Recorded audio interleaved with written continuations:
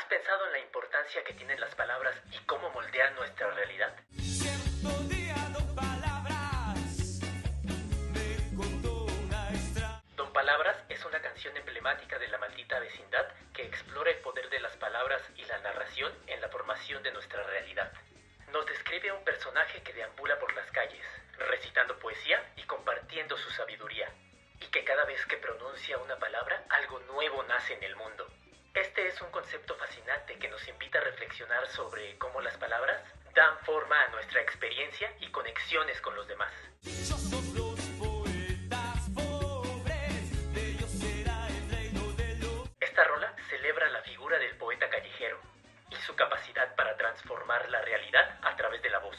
Don Palabras se convierte en un narrador mágico y su voz apasionada da vida a amores olvidados y a dolores ancestrales.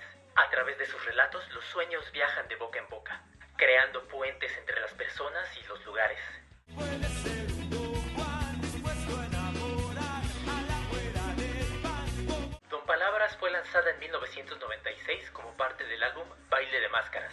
En él, La Maldita fusiona rock, el ska y la música tradicional mexicana. Su estilo único y letras profundas han dejado una huella en la esencia musical latinoamericana.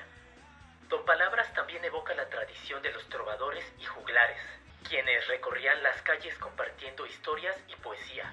Pronto se convirtió en un himno a la creatividad, a la memoria y a el poder transformador de la palabra.